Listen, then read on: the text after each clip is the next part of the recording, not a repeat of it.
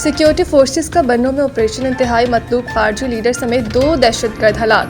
पाक फौज के शोबा ताल्लुकात आमा ISPR के मुताबिक सिक्योरिटी फोर्सेस ने बन्नों में खवारिज की मौजूदगी के इत्तला पर इंटेलिजेंस बेस्ड ऑपरेशन किया, जिस दौरान शदीद फायरिंग के तबादले में 2 खवारिज हलाक हो गए। हलाक खवारिज से खुदकुश जैकेट, असलहा और गोला बारूद भी बरामद किया गया।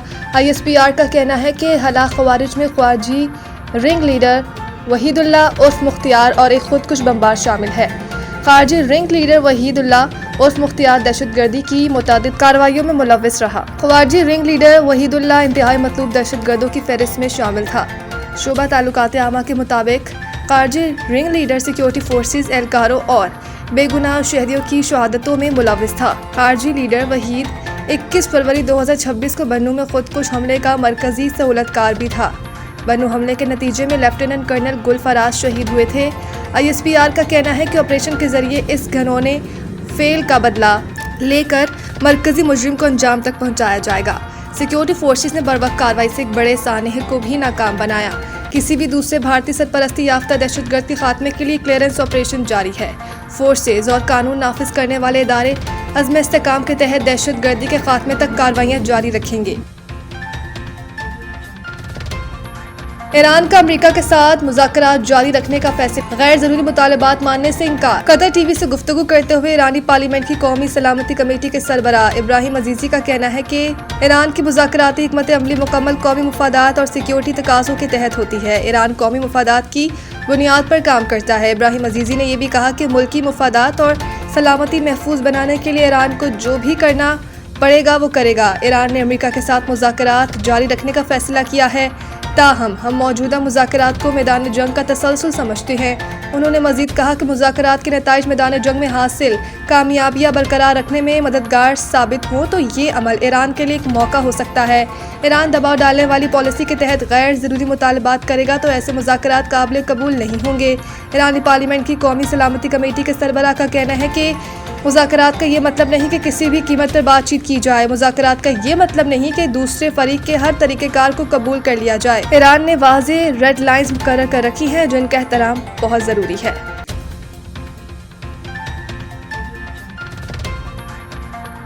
पाकिस्तान फिर मरकज़े निगाह, ईरान से मुज़ाकरात का अगला दौर इस्लामाबाद में होगा। ट्रंप ट्रुथ सोशल पर अपने बयान में अमेरिकी सदर डोनाल्ड ट्रंप कहते हैं कि हमारे नुमाइंदे मुज़ाकरात के लिए पाकिस्तान मौजूद होंगे। स्टीव विटकॉफ और जेरेड कुशनर मुज़ाकरात में शामिल होंगे। हम एक मुआहदे तक पहुंचने के करीब हैं। ट्रंप ने मजीद कहा कि ईरान को एक मुनसिफाना और काबिल कबूल पेशकश दे रहे हैं।